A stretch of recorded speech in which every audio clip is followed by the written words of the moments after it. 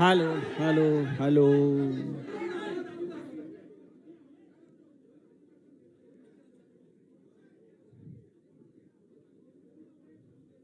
शिवसेना भवनात जमलेल्या सर्व पत्रकार बंधूंचं स्वागत. आज तुम्हाला एक शिवसेना भवनात अत्यंत आकर्षक आणि सुंदर चित्र दिसतंय. सन्माननीय राज ठाकरे यांचं शिवसेना भवनामध्ये 20 वर्षांनी आगमन झालेलं आहे आणि जवळजवळ सगळेच पत्रकार मगाशी उद्धवजींना आणि राजसाहेबांना तोच प्रश्न विचारत होते, 20 वर्षांनी आलात कसं वाटतंय? महाराष्ट्रालाच बरं वाटतंय. मी माननीय राजसाहेब आणि माननीय उद्धव साहेबांचं इथे आपल्या सगळ्यांच्या वतीनं स्वागत करतो.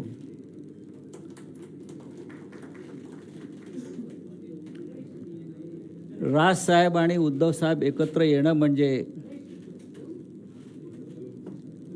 आजही हिंदू अनडिवायडेड फॅमिली काय आहे याचं चित्र आहे. हा जमाना सध्या उद्धवजी आणि राजसाहेब एकत्र आल्यापासून सगळं काही संयुक्त होत आहे. संयुक्त सभा, संयुक्त पत्रकार परिषदा, संयुक्त मुलाखत आणि संयुक्त वचननामा. आज शिवशक्ती म्हणजे महाराष्ट्रातल्या 3 प्रमुख पक्षांची जी आघाडी आहे, शिवसेना, महाराष्ट्र नवनिर्माण सेना आणि राष्ट्रवादी काँग्रेसचा संयुक्त वचननामा आज प्रकाशित होतो आहे, प्रसिद्ध होतो आहे. खरं म्हणजे आदित्य ठाकरे आणि अमित ठाकरे यांनी 2 दिवसापूर्वी या सभागृहामध्ये वचननाम्यावरती सविस्तर चर्चा करून लोकांना माहिती दिलेली आहे. पण आज त्याचं अधिकृतपणे प्रकाशन होईल हे निमित्त आहे. पण पुन्हा एकदा राजसाहेब आणि उद्धव साहेब हे पत्रकारांसमोर संवाद साधण्यासाठी इथे उपस्थित आहेत. मी सगळ्यात आधी 20 वर्षांनी शिवसेना भवनात आगमन झालेल्या राजसाहेबांचं स्वागत करतो पुष्पगुच्छ देऊन. उद्धव साहेब त्यांचं स्वागत करतील.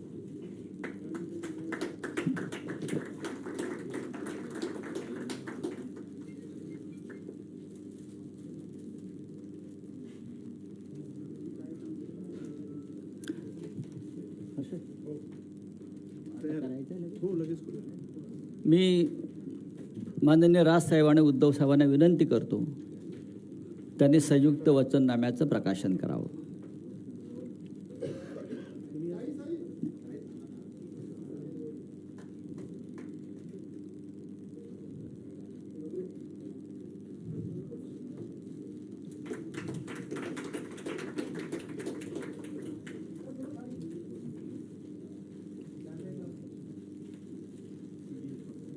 धन्यवाद. जय महाराष्ट्र. आता मला असं वाटतं की राजसाहेब राजसाहेब सुरुवातीला त्यांचं निवेदन करतील आणि त्यानंतर आपण उद्धवजींकडे माईक देऊ.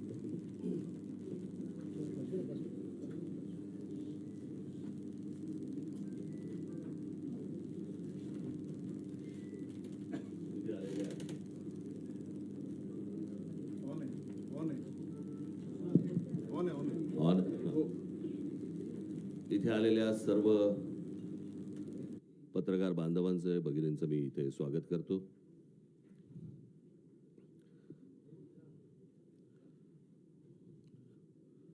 माझे मित्र संजय राऊत यांनी आता वारंवार उल्लेख केला, 20 वर्षानंतर राज ठाकरे आले. 20 वर्षानंतर मला खरं तर 20 वर्षानंतर सुटून आल्यासारखं वाटतंय. 20 वर्ष जेलमध्ये होते, आज पहिल्यांदा सुटून आलेले आहेत. आपण त्यांचं स्वागत करूया. आज मी खूप वर्षानंतर मी शिवसेना भवनमध्ये आलो. मला नवीन शिवसेना भवन मी पहिल्यांदाच बघतोय आणि माझ्या मनामध्ये कायमच्या कोरल्या गेलेल्या ज्या काही आठवणी आहेत त्या सगळ्या जुन्या शिवसेना भवनमधल्या आहेत. त्याच्यामुळे आता कुठे काय होतं हेच आता मला म्हणजे आता समजत नाही आहे किंवा कळत नाही आहे. पण जुन्या शिवसेना भवनमधल्या आठवणी या खूप काय म्हणू त्याला, रोमांचकारी आणि आनंददायी आणि अशा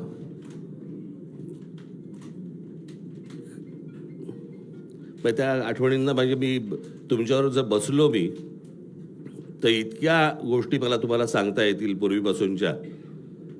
म्हणजे त्या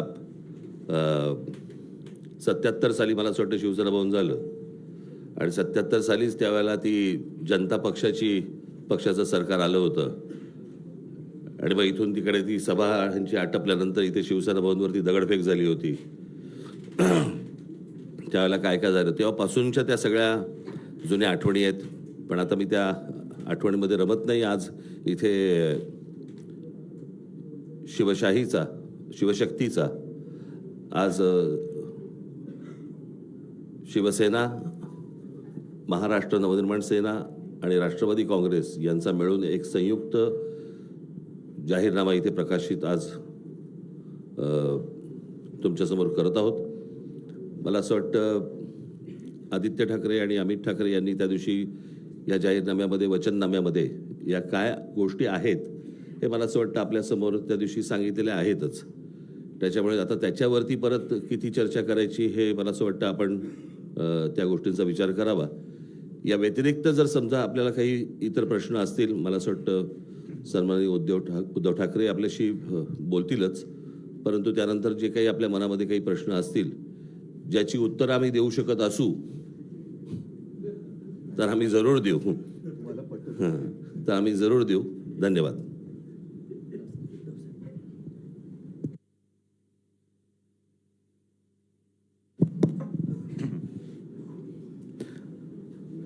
नेहमीच शिवसेना भवनमध्ये प्रवेश करताना आपल्यापैकी बरेच जण खाली उभे असतात आणि त्यांना काही ना काहीतरी मला विचारायचं असतं. पण आज गाडीतून पाऊल बाहेर टाकल्यानंतर ते आत्तापर्यंत 20 वर्षानंतर राज शिवसेना भवनमध्ये येत आहेत, 2 भाऊ एकत्र येत आहेत. आपल्याला काय वाटतं, कसं पाहता आपण याच्याकडे? म्हटलं अरे येऊ तर दे मग पाहतो ना. साहजिकच आहे, आनंद आहे. एक संपूर्ण महाराष्ट्रामध्ये नवं चैतन्य सळसळतं आहे आणि आज आपल्या सर्वांसमोर शिवशक्तीचा वचननामा आम्ही जनतेच्या चरणी सादर करतो आहोत. या शिवशक्तीमध्ये शिवसेना आहे, महाराष्ट्र नवनिर्माण सेना आहे, शरद पवार साहेबांचा पक्ष जो त्यांचाच ओरिजिनल आहे, राष्ट्रवादी आहे, त्यांच्याकडनं विद्याताई आलेल्या आहेत आणि त्यांचे सुद्धा प्रतिनिधी. म्हणजे असं नका विचारू की राष्ट्रवादीकडनं कोण आलेले आहे की नाही, आलेले आहेत. आणि हा वचननामा आपल्या माध्यमातून जनतेच्या चरणी सादर केलेला आहे. बोलण्यासारखं बरंच काही आहे. आपल्या प्रश्नातनं जसं राज म्हणाले तसं आम्ही उत्तर देऊच. पण एकूणच जी काही आता झुंडशाही, याला लोकशाही म्हणता येणार नाही, आपल्या देशातली लोकशाही संपून झुंडशाही सुरू झाले असंच आता वातावरण आहे. म्हणजे आम्ही त्यांची मतचोरी पकडली. मतचोरी पकडल्यानंतर तो लाईट जरा बंद कर. मतचोरी पकडल्यानंतर त्यांनी आता उमेदवारांची पळवापळवी सुरू केली. साम दाम दंड भेद, म्हणजे एवढे निगरगट्ट आणि कोडगे राज्यकर्ते यापूर्वी महाराष्ट्राला तरी लाभलेले नव्हते. कल्याण डोंबिवली असो, ठाणे असो, बिनविरोध निवडणूक करून घेण्याची ही जी काय प्रक्रिया ते राबवत आहेत, हा लोकशाहीचा आणि जनतेचा अपमान आहे. काल परवापासून राहुल नार्वेकर, मी मुद्दामून नावानिशी बोलतो कारण विधानसभा अध्यक्ष हे विधानसभेत असतात, त्यांचा अधिकार हा सभागृहात असतो. सभागृहाच्या बाहेर ते राहुल नार्वेकर आहेत आणि तिथले आमदार आहेत. एक आमदार आपल्या अधिकाराचा दुरुपयोग करून दुसऱ्या म्हणजे जनतेवरती दमदाटी करतोय. त्यांचं संरक्षण काढून घेण्याचा आदेश स्वतः संरक्षणात राहून करतोय. माझं तर मत आहे हा विषय गांभीर्याने निवडणूक आयोगाने घ्यायला पाहिजे आणि तत्काळ अध्यक्षांना निलंबित केलं पाहिजे. कारण अध्यक्ष हे कोणत्याही पक्षाचे नसतात, ते जनतेचं जे काही न्यायासन आहे विधिमंडळ त्याचे अध्यक्ष असतात आणि तिकडे निष्पक्षपातीपणाने कारभार करण्याची जबाबदारी त्यांची असते. अध्यक्ष हे कोणत्याही पक्षाच्या प्रचाराला जाऊ शकत नाहीत किंवा त्यांनी जाता कामा नये असा एक अलिखित किंवा लिखित दंडक आहे. त्याला छेद देणारं उद्दाम वर्तन त्यांनी परवा केलेलं आहे आणि म्हणून त्यांना तत्काळ निलंबित केलं पाहिजे, त्यांच्यावरती गुन्हा दाखल झाला पाहिजे. कारण असेच जर का सगळे वागायला लागले, अगदी मंत्र्यांना सुद्धा त्यांचा लवाजमा घेऊन निवडणूक प्रचारात फिरता येत नाही. हे ऑन द स्पॉट म्हणजे हे काय तो जो काय नायक पिक्चरमधला अनिल कपूर स्वतःला समजतात आणि यांचं आत्ताच्या आत्ता संरक्षण काढून घ्या. संरक्षण देण्याचा आणि काढण्याचा अधिकार हा विधानसभा अध्यक्षांना सभागृहामध्ये असतो. बाहेर तसं कोणाचंही संरक्षण काढण्याचा अधिकार हा त्यांना नसतो आणि नसायला पाहिजे.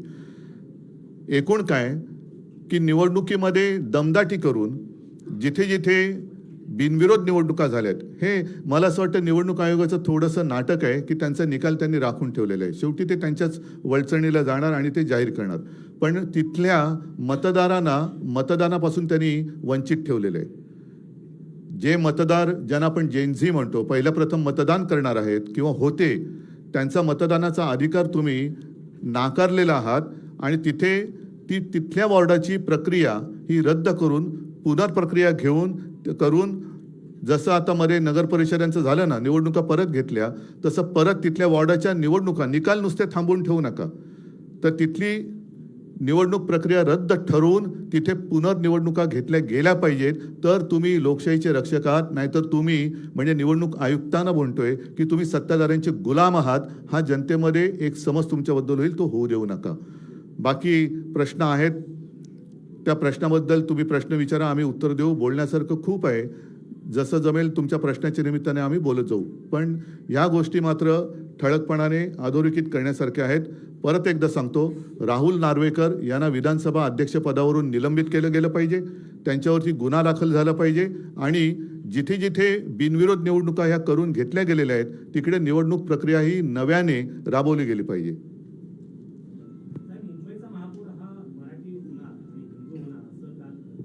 मला असं वाटतं की त्यांनी हा जो काही विचार सुरू केला, काल एक त्यांचा कुठला रे वरळीला डोम, तिथे सगळे डोमकावळे जमले होते आणि तिथे मी डोमकावळे एवढ्यासाठी म्हणालो, जे मराठी होणार हिंदू होणार म्हणतायत ते शिवसेनेतलेच बरेचसे गद्दार तिकडे गेले होते. ते कोण आहेत धर्माने? ज्यांना शिवसेनेने मोठं केलं ते धर्माने कोण आहेत? मुंबईचा महापौर हा मराठीच होणार. आत्तापर्यंत हा मराठीच शिवसेनेने महापौर केलेला आहे. पण भारतीय जनता पक्ष आमच्यासोबत असताना त्यांनी उपमहापौर काय केले होते हा त्यांनी स्वतःला प्रश्न विचारावा. मुख्यमंत्री असं म्हणत आहेत की त्यांनी महायुतीने केलेल्या प्रकल्पांचं श्रेय चोरलं जाते आणि ते लोकांसमोर मांडलं जाते. मी हा प्रश्न एक चांगला आहे. आम्ही साधी कामं केलेली आहेत. आम्ही मुंबईमध्ये 25 वर्ष खूपच साधी कामं केलेली आहेत आणि आम्ही ते होर्डिंगवरती दाखवतोय आता, होय हे आम्ही केलं. ह्याच्यामध्ये काय आहे की साधं कोस्टल रोडचं काम केलेलं आहे, साधं मध्यवैतरणा धरण बांधलेलं आहे, कोरोनामध्ये साधी कामं केलेली आहेत. त्यांनी आमच्या छोट्या कामांचं श्रेय घेण्यापेक्षा त्यांनी जी काही कामं केलेत, म्हणजे मोदीजींनी कैलास पर्वत बांधलेला आहे, स्वर्गातून गंगा त्यांनी आणलेली आहे, अरबी समुद्र इंडियानी केलेला आहे, ही कामं त्यांची मागे पडत आहेत. तर आम्ही केले. आता म्हणजे मी येताना पाहिलं, जो रिगलच्या इथे हिंदू हृदय सम्राट शिवसेना प्रमुखांचा पुतळा आहे, जी जागा आम्ही सिलेक्ट केली, तो पुतळा माझ्या देखरेखीखाली तयार झाला, त्याचा संपूर्ण खर्च आम्ही केला, तेही श्रेय मिंदे घेतोय. तर आमची छोटी कामं आहेत. पण केवढी मोठी कामं तुम्ही केलेत. कैलास पर्वत मोदीजींनी बांधले, का नाही तुम्ही सांगत? गंगा मोदीजींनी स्वर्गातून आणली पृथ्वीवरती, हे तुम्ही का नाही सांगत? अरबी समुद्र देवेंद्र फडणवीस आणि मिंद्यांनी केलं. ज्या अरबी समुद्रात शिवस्मारकाचं जलपूजन मोदीजींनी केलं होतं, ते पाण्यातलं शिवस्मारक काढणार कधी बाहेर? समुद्र मंथन हे सुद्धा त्यांनीच केलं होतं. त्याच्यामुळे समुद्र मंथन करून ते शिवस्मारक त्यांनी बाहेर आणावं, जसं अमृत आणलं तसं. आमची छोट्या कामाची काय तुम्ही श्रेय घेताय? ज्या वेळेला मुंबईमध्ये देवेंद्र फडणवीस किंवा एकनाथ शिंदे मिंद्यांना कोणी ओळखत नव्हतं, तेव्हापासून कोस्टल रोडची प्लॅनिंग, त्याच्या आधी मिडल वैतरणा धरण, त्याच्यानंतर आम्ही हॉस्पिटल्स बांधलेली आहेत, अनेक सुविधा केलेल्या आहेत. ही छोटी कामं आहेत. त्यांनी केलेली मोठी कामं आहेत. परत एकदा सांगतो, मोदीजी कैलास पर्वत बांधलेला आहे, स्वर्गातून गंगा मोदीजीने आणली, अरबी समुद्र या मिंद्याने आणि गद्दारीने केलेला आहे निर्माण, तर ते श्रेय त्यांनी घ्यायला पाहिजे. सगळे विरोधकांनी ईव्हीएम बद्दल शंका घेत होता, पण आता बिनविरोधचा जो काही धडाका लावलेला आहे त्या संदर्भात सगळे विरोधक तुम्ही एकत्र येणार आहात का, किंवा काय कोर्टात जाऊन त्या संदर्भात कोर्टात जाऊन काय होणार आहे? विश्वास ठेवायचा तरी कोणावर? ही प्रक्रिया, म्हणून म्हणतो की निवडणूक आयोगामध्ये दम असेल तर त्यांनी नुसता निर्णय राखून नाही ठेवायचा तो. आणि महत्त्वाचा मुद्दा म्हणजे अर्ज भरताना ते जे सगळे आरोह होते त्या आरोंचा टेलिफोनचा रेकॉर्ड काढा. कोणी कोणी त्यांना फोन केले होते ते काढा. का तोही रेकॉर्ड आता व्हिडिओच्या CCTV कॅमेऱ्याच्या फुटेजप्रमाणे नष्ट केलं आहे तेही लोकांना कळू द्या. थांबा ना, राज बोल. एका गोष्टीची मला असं वाटतं मी आठवण करून देणं खूप गरजेचं आहे, आणि की अशा प्रकारच्या बिनविरोध या स्थानिक स्वराज्य संस्थांच्या निवडणुकांमध्ये बिनविरोध असं पश्चिम आहे.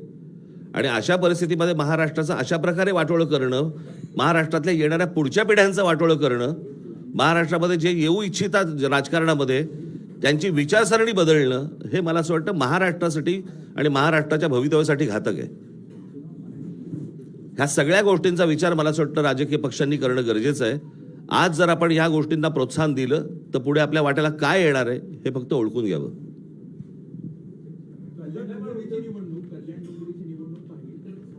नाही, एकच सेकंद जरा मध्ये मी थोडंसं काल मुख्यमंत्री बोलले, कारण मुंबई महापालिका ही एकमेव महापालिका होती असं आता म्हणावं लागतं की जिच्या मुदत ठेवी 92,000 कोटीपर्यंत आम्ही नेऊन दाखवल्या होत्या.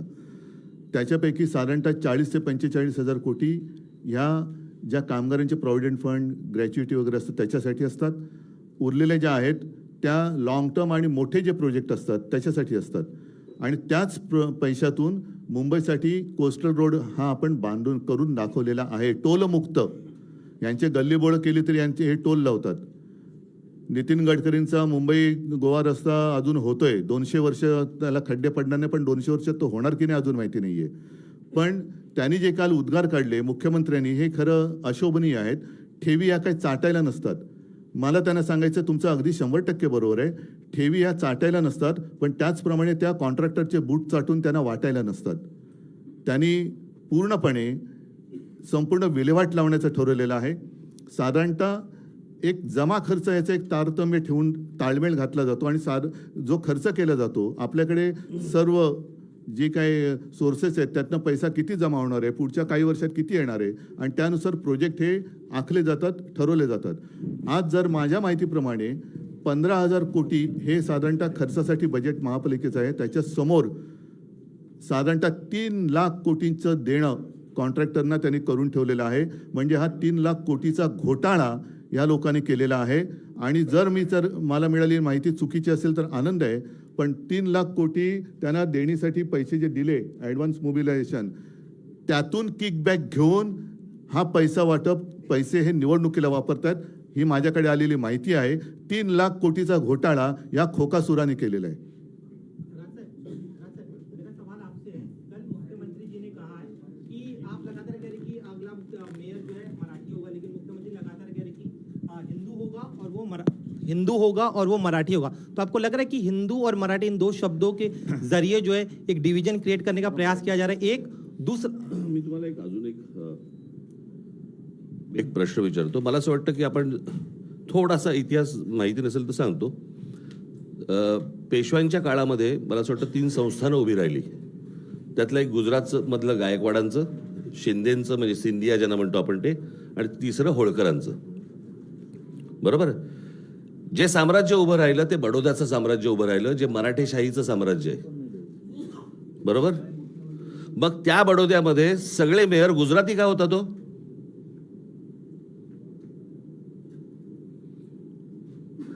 हा महाराष्ट्र आहे. महाराष्ट्रामधल्या प्रत्येक शहरामधला महापौर हा मराठीच होणार. इथे कसलं हिंदू मराठी करताय तुम्ही?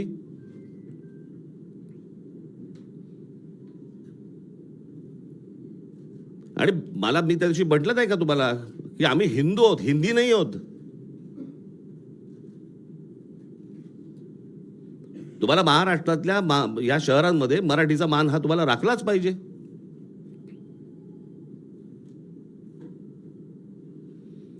त्याच्यामुळे आमचा जो महापौर होईल तो मराठीच होणार. मुंबईचा महापौर मराठीच होणार.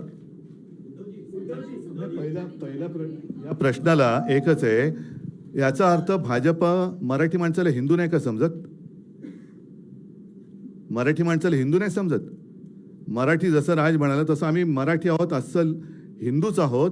आणि अगदी संयुक्त महाराष्ट्रापासून जो मुंबईसाठी लढा दिला गेला त्याच्यामध्ये आत्ताचा भाजप किंवा तेव्हाचा जनसंघ हा कुठे होता? हा कधी मराठी माणसांच्या आणि हिंदूंच्या बाजूने उभा राहिलाय? उद्धव सर बोले. एक मिनिट. ऑन नाही. नाही तर त्यांचा माईक आहे. हा, बरं. ज्यावेळेला आपण हे म्हणतोय की मुंबईमध्ये मराठी माणसावर अन्याय होतोय आणि तुम्ही तो मुद्दा घेऊन पुढे जात असाल तर या संपूर्ण वचननाम्यामध्ये मराठी माणसासाठी अशी कुठली वचनं आहेत? कारण त्या प्रत्येक ठिकाणी मुंबईकर असे उल्लेख पाहायला मिळत आहेत. याचं कारण असं आहे की हा निवडणूक आयोगाला पाठवला जातो आणि त्यांच्याकडनं सँक्शन होऊन येतो. आम्हाला माहिती आहे आत्ताच्या सरकारमध्ये काय परिस्थिती आहे. आम्हाला मुंबईकर म्हणजे मराठी माणूसच सांगायचं आहे, परंतु त्यांना जर समजा मराठी माणूस याच्यावरती जर रिजेक्ट झाला असता म्हणून आम्ही मुंबईकर टाकले. अजून काही? म्हणजे ही सगळी आश्वासनं मराठी माणसासाठी असतील असं मानायचं का? अर्थात. अहो, साधी एक गोष्ट सांगतो. आम्ही केलेल्या कामाची एक पुस्तिका आणि त्याच्याही बद्दल आदित्यने एक प्रेझेंटेशन दिलं होतं NAC तिकडेच. हे काल डोम कावळे जमलेलं त्याच डोममध्ये. आणि त्याच्यानंतर एक कोरोनाच्या काळात केलेल्या कामाची आम्ही पुस्तिका केली. ती पुस्तिका त्यांनी रिजेक्ट केली. आता ते तर मी काय थांबणार नाही. ते तर पुस्तक मी बेधडकपणाने वाटणार. निवडणूक आयोगाला जे काय शब्द आहे तो वापरा, करायचं ते करा, कारण ते काम आम्ही केलेलं आहे. त्या कामामध्ये जे सहभागी झाले सगळे मुंबईकर होते, सगळे महाराष्ट्राचे रहिवासी होते, आहेतच, नागरिक होते. आणि ते काम आम्ही केले कारण निवडणूक आयोगाच्या परवानगीने आम्ही कोरोनाचं काम केलेलं नव्हतं. त्याच्यामुळे कोरोना काळामध्ये जिथे उत्तर प्रदेशमध्ये गंगेमध्ये प्रेतं वाहत होती, आता परत मग देवेंद्र फडणवीसांना विचारलं ती प्रेतं कोणाची होती, हिंदूंची होती का मुसलमानांची होती? आणि त्या काळात आम्ही मुंबई मॉडेल हे जगभरामध्ये गाजलं. अगदी त्या WHO अध्यक्षांनी सुद्धा त्याचं तारीफ केलेली सुप्रीम कोर्टाने केली, न्यूयॉर्क टाइम्समध्ये आलं. हे काम आम्ही म्हणजे हे काय अभिमान नाही पण एक समाधान आहे की त्यावेळेला आपण हे काम करू शकलो. चीनमध्ये 15 दिवसात फील्ड हॉस्पिटल झालं, आपल्या मुंबईमध्ये 18 दिवसात झालं. हे आम्ही सांगणार. याच्यामध्ये निवडणूक आयोग आला तरी त्याला बाजूला सारून आम्ही कोरोनात केलेलं काम हे सांगणार. निवडणूक आयोगाने ते अडवण्याची हिंमत दाखवावी. सर एक प्रश्न असा आहे, इकडे बोलतोय, इकडे एक प्रश्न असा आहे की जो जाहीरनामा करत आहात त्यामध्ये जे विविध विकास कामं आहेत ते करणार असल्याचं सांगितलं जात आहे, परंतु मुंबई अधिनियम 1988 नुसार काही कामं जे आहेत ते ऑलरेडी महापालिकाच करत आहेत आणि जे काही नवीन कामं करायची आहेत त्यासाठी राज्य सरकार, केंद्र सरकार यांची परवानगी लागते. त्यामुळे तुमचं बहुमत आल्यानंतर जे विकासाची कामं सांगितली आहेत ती कशा प्रकारे होणार? कारण राजकारण आता कसं झालंय हे बघितलं आहे. राज्य सरकार किंवा केंद्र सरकारच्या परवानगीची गरज आहे. चांगल्या कामांना जी आम्ही चांगलं कामं करू इच्छितो, जी याच्यामध्ये दिलेली आहेत, त्याला केंद्र आणि राज्यांनी विरोध करावा.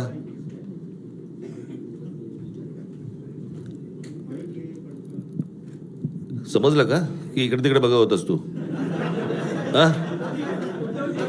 प्रश्न विचारता आणि इकडे तिकडे बघत बसता रे, स्वतःही ऐकत नाही. उद्धवजी एक प्रश्न आहे. थांब रे जरा थांब, कुठे चाललोय का? अरे एक मिनिट, त्याला तुला मी काय बोललो हे समजलं का? हा.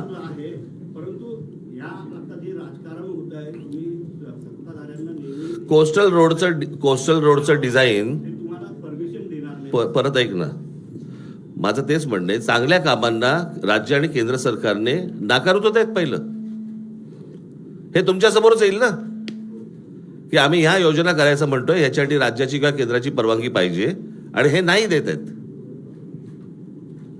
कळलं? बघू. उद्धवजी थांब जरा थांबा ना रे. केंद्र आहे ते याच्याच प्रश्नाच्या संदर्भात, कारण ते पुन्हा आणायचं म्हटल्यानंतर राज्य सरकार असो केंद्र सरकार असो ते येऊ देईल का? त्यांना अडवू तर दे. तेच तर राज म्हणाले ना, त्यांना अडू तर द्या, म्हणजे त्यांचं जे काही ढोंग आहे ना ते बाहेर पडेल. जसं एक मुद्दा किंवा दोन गोष्टी आहेत ज्याच्याबद्दल मी मुख्यमंत्री असताना गो अहेड दिला होता, ते म्हणजे मराठी रंगभूमीचं दालन ते यांनी रद्द केलं बिर्ला तिकडे चौपाटीला, आणि ते हे बिल्डरच्या घशात घातलं. वरळी दुग्ध डेअरी आहे तिथल्या सगळ्या कामगारांचं नीट तिथेच पुनर्वसन करून तिथे आपण जागतिक दर्जाचं पर्यटन केंद्र करणार होतो, ते आता यांनी रद्द करून तेही बिल्डरच्या घशात घालतायत. देवनार डम्पिंग ग्राउंड हे बिल्डरच्या घशात घालतायत. कुर्ला मदर डेअरी अदानीच्या घशात घातलेली आहे. मुलुंडचा सगळे ती कांजूरचे मिठागरे आहेत ती अदानीच्या घशात घातलेली आहेत. म्हणजे यांचा महापौर होणार नाही, पण झाला तर मुंबईचं अदानी स्थान होईल, हे माझं स्पष्ट आणि ठाम मत आहे. उद्धव साहेब 2017 हे तुझा हा, मराठी भाषा भवन सुद्धा यांनी अडवून ठेवले. एक मिनिट तुझं विचारून झालं ना मगाशी, जरा बाकीच्यांना पण विचारू देत एक ना. last- नाही, एक नाही, थांब. एक last- उद्धवजी सरकार लाडक्या बहिणीसाठी 1,500 रुपये देत आहे, मात्र आपल्या वचननाम्यामध्ये सुद्धा घरकाम करणाऱ्या महिलांसाठी तुमचा विरोध आहे का? नाही 1,500 रुपये असं तुम्ही म्हणत आहात, मात्र महिलांसाठी आता हे जो निधी दिला जात आहे त्याऐवजी त्यांना घरकाम द्या किंवा त्यांना जे असेल काम द्या असं सुद्धा ते म्हणत आहे. त्यामुळं निधी देण्याऐवजी काम देणं हे गरजेचं आहे. दोन्ही करणार, आणि म्हणूनच आर्थिक केंद्र जे आहे त्याची गरज, कारण मुंबईमध्ये आर्थिक केंद्र जे केलं होतं ते मनमोहन सिंगांनी जाहीर केलं होतं, बरोबर आहे, म्हणजे त्यांचं प्रेम हे मुंबईवरती होतं, पण हे आल्यानंतर ते आर्थिक केंद्र उचलून त्याने अहमदाबादला नेलं. म्हणून मुंबईकरांसाठी रोजीरोटीसाठी काही उत्पन्नाची साधनं निर्माण करायची, त्याच्यासाठी आर्थिक केंद्र हे पुन्हा परत आणण्यापेक्षा आम्ही नव्याने करू. 2017च्या वचननाम्यामध्ये आपल्या उद्धव साहेब मुंबईकरांना 24 तास पाणी देण्याचं एक आपण वचन केलं होतं. त्यासाठी गारगाई पिंजाळ धरणाचा सांगतो. देखील उल्लेख हे केला आता होता. मी परंतु काढलेलं आहे. आत्ताच्या त्याच्यात याच्यामध्ये ठेवलेलं दिसत नाही. हां. सांगतो, हा चांगला प्रश्न विचारला. 2017च्या वचननाम्यामध्ये गारगाई पिंजाळ ही 2 धरणं आम्ही करू हे वचन होतं. योगायोगाने म्हणा काही असेल, अनपेक्षितपणे 2019 साली मी मुख्यमंत्री झालो आणि त्याला चालना देण्यासाठी जेव्हा मी प्रेझेंटेशन घेतलं तेव्हा लक्षात आलं की तिथे गारगाई आणि पिंजाळ ही जर का आपल्याला तलाव किंवा धरणं करायची असतील तर किमान 5.5 ते 6 लाख झाडांची कत्तल करावी लागेल. कत्तल हा शब्द मी मुद्दामून वापरतोय कारण झाडांना सुद्धा जीव असतो, तर त्यांची कत्तल करावी लागेल. आणि ते बघितल्यानंतर मी थांबलो. त्याच सुमारास आणखीन एक प्रोजेक्ट समोर आला, तो म्हणजे डिसॅलिनेशन ऑफ वॉटर, म्हणजे समुद्राचं पाणी हे पिण्यायोग्य करणं आणि ते वापरणं. आता यातला फरक असा आहे की जिथे कॅचमेंट एरिया आहे तिथे आपण ही धरणं करणार होतो. कॅचमेंट एरिया का आहे तर तिकडे झाडं आहेत म्हणून. ती झाडं कापल्यानंतर पुन्हा पावसावरती आपण अवलंबून राहावं लागायचं, ते लागणारच आहे. तो होणारा खर्च, तिथून इथे पाणी आणण्याचा खर्च, त्यापेक्षा समुद्राचं पाणी आपल्याला पावसावरती अवलंबून राहावं लागणार नाही. मी मुख्यमंत्री असताना शेवटचा जो काही अर्थसंकल्प महापालिका आयुक्तांनी मांडला होता त्याच्यामध्ये 400 MLD पर डे, म्हणजे जेवढं आता तानसातनं पाणी मुंबईला एका दिवसात मिळते त्याचा पायलट प्रोजेक्ट लावणार होतो आणि तो आत्ता या डिसेंबरपर्यंत पूर्ण झाला असता. म्हणजे आत्तापर्यंत आपल्याला 400 MLD पाणी जे तानसातनं मिळते ते समुद्राचं पाणी प्यायला पिण्यायोग्य करून उपलब्ध झालं असतं. आणि ते यशस्वी झाल्यानंतर मग समुद्र आहे, जो समुद्र या मेंढ्याने आणि यांनी निर्माण केला आहे तो असाच ठेवलेला आहे, तर त्याचं पाणी आम्ही पिण्यासाठी करणार होतो. तो प्रोजेक्ट त्यांनी मारून टाकला आणि परत कॉन्ट्रॅक्टरसाठी गारगाई पिंजाळ म्हणजे पर्यावरणाचा ऱ्हास, आरेमध्ये जे आम्ही करत होतो आरेचं जंगल तसंच ठेवून कांजूर मार्गला मेट्रोची शेड करणार होतो. आता त्यांनी आरे पण वापरतायत, कांजूर पण वापरतायत. हा सगळा विध्वंस आहे, हा कॉन्ट्रॅक्टरसाठी चाललेला हा मोठा घोटाळा आहे. उद्धवजी एक प्रश्न आहे की या निवडणुकीमध्ये वारंवार असं म्हटलं जातं आहे की मराठी माणसाचं अस्तित्व टिकवण्याची ही लढाई आहे. जर इतक्या वर्षानंतर मराठी माणसाचं अस्तित्व हा जर मुद्दा असेल तर मग महाराष्ट्रात मराठी माणसाला अस्तित्व टिकवावं लागतंय, तर जे राजकीय पक्ष आहेत विशेषतः मराठी माणसाच्या न्याय हक्कासाठी आणि अस्मितेसाठी स्थापन झालेल्या पक्षांचं हे अपयश आहे असं तुम्हाला वाटत नाही का? हा प्रश्न जर का आता 10 वर्ष होऊन मोदींना हिंदू खतरे में है ही आवई देणाऱ्यांना विचारलं तर तुम्हाला त्याचं उत्तर मिळेल. कारण जगातला सगळ्यात बलवान नेता हिंदू हा देशावरती राज्य करतोय. त्यांच्या राज्यामध्ये आजही बांगलादेशी घुसतायत, रोहिंगे घुसतायत आणि आपल्या महाराष्ट्रामध्ये हिंदू खतरे में है असं म्हणून मोर्चे काढावे लागत आहेत. तर हे अपयश कोणाचं?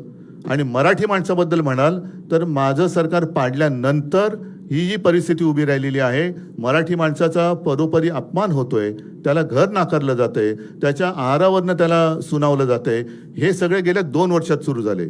मी मुख्यमंत्री असताना मराठी सक्तीची केली होती, तो सुद्धा यांनी आदेश मला वाटतं रद्द केलेला आहे. मराठी भाषा भवनाचं काम हे पाडून ठेवलेलं आहे. ह्या अनेक गोष्टी तुम्हाला सांगता येतील आणि हा सगळा काळ हा आत्ता गेल्या 2 ते 3 वर्षातला आहे.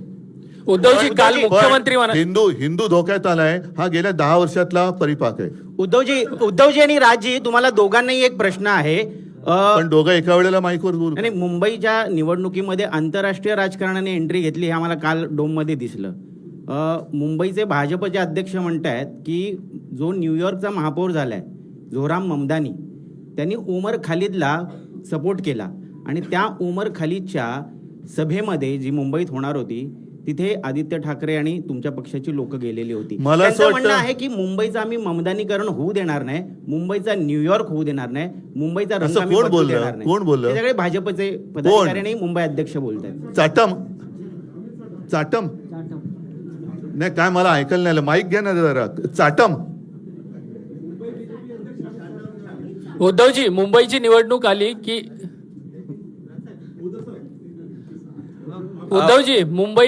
उद्धवजी मुंबईची निवडणूक आली की मुंबई तोडली जाणार अशी चर्चा सुरू होते. त्याबद्दल आपल्याला काय वाटतं असं मी आपल्याला विचारतो. याचं कारण म्हणजे काल मुख्यमंत्री म्हणाले की मी मुंबईत वरून डोळे फाडून फाडून बघितली, कुठेही मला सरकलेली दिसली नाही आणि जे सातत्याने अशा पद्धतीचा प्रश्न उपस्थित करतात त्यांची बुद्धी सरकलेली आहे. मुंबईकर येत्या निवडणुकीत आणखीन काहीतरी त्यांचं फाडणार आहे.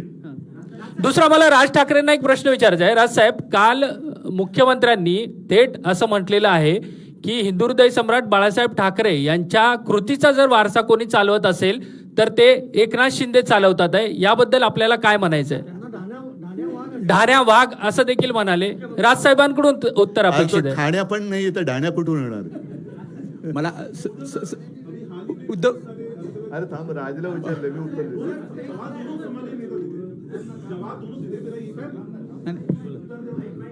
सर सवाल ये है कि कई सारे अभी हाल ही में आम्ही उत्तर द्यायची नाही, तुम्ही प्रश्न विचारत राहा. तुझं झाला तू विचार. काय झालं? हा बोल. धान्या वाघ जे म्हटलं मी हसलो नाही करत.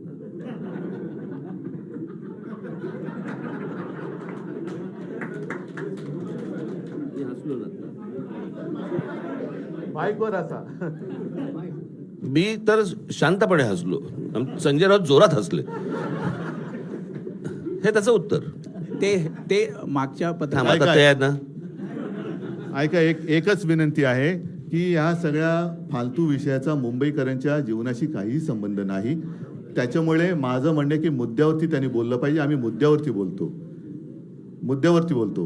ममदानीबद्दल त्यांनी मोदींना विचारलं पाहिजे, कारण ते नवाज शरीफचा केक खाऊन आलेले. त्याच्यामुळे मोदी तिकडे जात येत असतात, आम्ही जात येत नाही आहोत. तर त्याचा आणि मुंबईशी काही देणं घेणं नाहीये. मुंबईकरांसाठी आम्ही जे केलेलं आहे त्याच्यावरती बोला.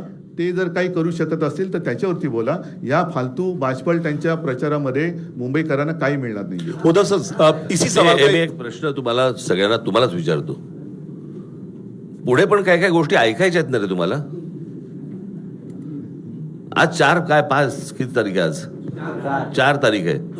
अजून पुढे पण आहेत, पुढे सभा आहेत. सभांमधनं पण तुम्हाला अनेक गोष्टी ऐकायला मिळणार आहेत. एकाच पत्रकार परिषदेमध्ये सगळेच जर प्रश्न तुम्ही विचारायला लागलात, कशासाठी करताय ते? आज वचननाम्याचं मला असं वाटतं आज जाहीर करणं होतं, तेवढ्यापुरता तो विषय ठेवा. बाकीच्या अनेक प्रश्नांची उत्तरं तुम्हाला मला असं वाटतं सभांमधनं मिळतील. ठीक आहे. धन्यवाद. जय हिंद, जय महाराष्ट्र.